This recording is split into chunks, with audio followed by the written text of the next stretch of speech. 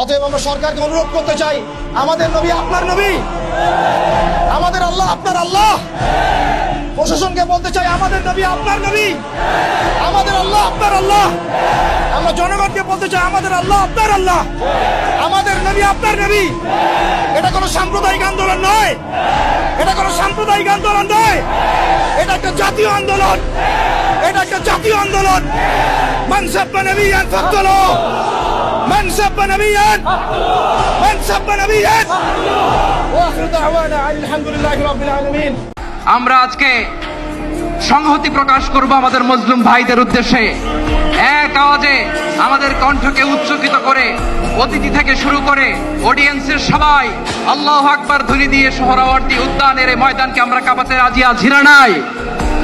নারায়ে তাকবীর, আল কুদুস আল কুদুস, আল কুদুস আল কুদুস। আমার ভাই শহীদ কেন? জাতিসংঘ জবাব চায়। গাজায় গণহত্যা কেন? জাতিসংঘ জবাব চায়।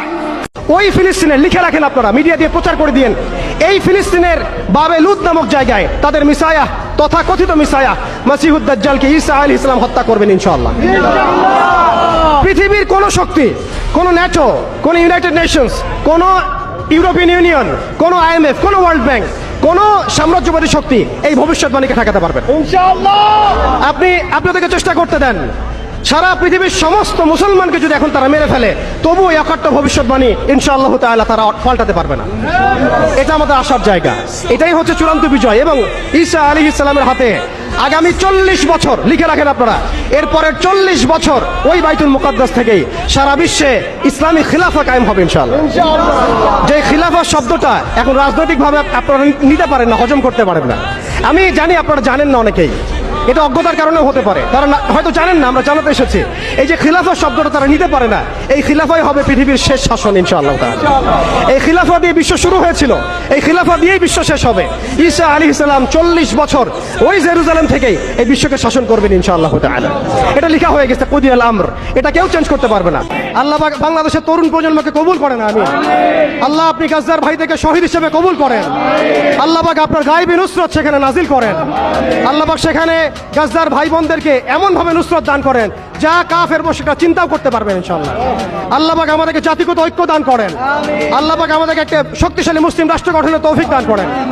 এবং এক পর্যায়ে ইনশাআল্লাহ তাআলা অদূর ভবিষ্যতে রাসূলুল্লাহ সাল্লাল্লাহু আলাইহি ওয়াসাল্লামের সেই ভবিষ্যৎবাণী বাস্তবায়নের সেই মোবারক জয়সে আমরা সবাইকে আল্লাহ পাক শরীক করেন, আমিন। হয় আমরা বাইতুল মুকাদ্দাসকে বিজয় করব, অথবা শহীদ হয়ে যাব ইনশাআল্লাহ। হয় আমরা আল্লাহর জমিন, আল্লাহর দিন কায়েম করব, না হলে দিন কায়েম করতে করতে করতে করতে আমরা শহীদ হয়ে যাবো ইনশাআল্লাহ। এছাড়া আমাদের জীবনের অন্য কোনো উদ্দেশ্য নাই। আর একটা কথা স্পষ্ট বলতে চাই, আমাদের গোপন কোনো এজেন্ডা নাই, আমরা কোনো বিচ্ছিন্ন জনগোষ্ঠী নই, এবং আমাদের কোনো গোপন এজেন্ডা নাই। আমরা সবকিছু উন্মুক্ত বললাম, খোলামেলা। আমরা চাই আল্লাহর জমিনে আল্লাহর দিন কায়েম হোক, এবং আমরা এই দাওয়াতটা সবাইকে আমভাবে দিতে চাই। আপনারাও আল্লাহর দিনে দীক্ষিত হন। আসেন আমরা সবাই কাঁধে কাঁধ মিলাই এই জালেম সভ্যতার বিরুদ্ধে দাঁড়াই। কারণ জালেম সভ্যতা কখনো আপনাকেও চিনবে না। আপনার প্রয়োজন ফুরিয়ে গেলে সে কালকে আপনার পিঠেও লাথি মারবে, সে কালকে আপনার পিঠেও ছুরি চালাবে, কোনো সন্দেহ নাই। অতএব দাজ্জাল এবং তার অনুসারীদেরকে বিশ্বাস করতে যাবেন না। দাজ্জাল এবং তার অনুসারীদের প্রতারণায় পা দিবেন না। দাজ্জাল এবং তার অনুসারীদের এই জুলুমের মধ্যে সহযোগী হবেন না। যদি হন, আল্লাহ আপনাকে ধ্বংস করে দিবেন, আর যদি না হন, আল্লাহ আপনাকে সম্মানিত করবেন ইনশাআল্লাহ। আল্লাহ পাক আমরা সবাইকে এই আঞ্চলিক এবং বৈশ্বিক ফিতনাগুলো মোকাবেলা করার তৌফিক দান করেন।